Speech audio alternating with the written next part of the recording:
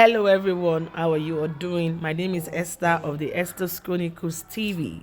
So last December I was in England.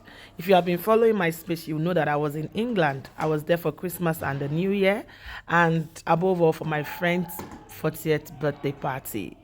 So it was all joy, it was all Thanksgiving and so much laughter. We were there to celebrate with them. Can't you see she's so beautiful, gorgeous, and she's super intelligent as well? I was the MC. Yes, yours truly was the MC. My name was crested on the card. Honorable Esther, MC of the day, all the way from Switzerland. And I killed it. I represented you. I represented my clan. I represented Swiss. I represented all of you. Because if I'm holding the mic, everyone is a VIP. Everybody, it's a VIP. Look at the children, so beautiful. My friend has 4 amazing kids, and I have 2 lovely kids. So they were all 6, and they had a table to themselves. Yes. So I just thought to share this moment with you because it was big for me. And let me know what you think in the comment section. It was all about thanking God, thanking God.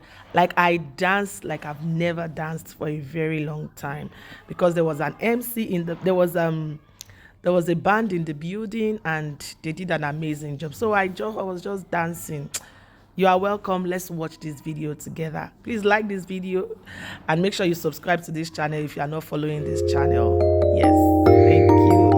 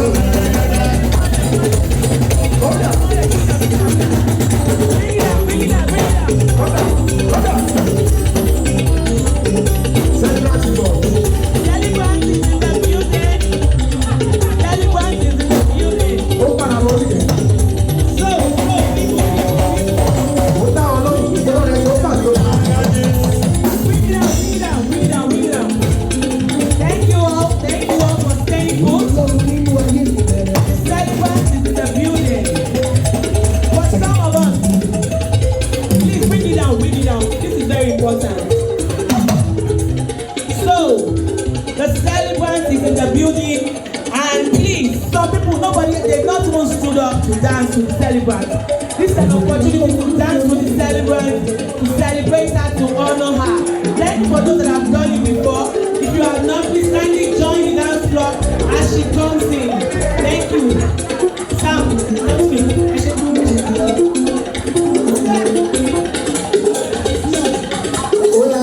Sola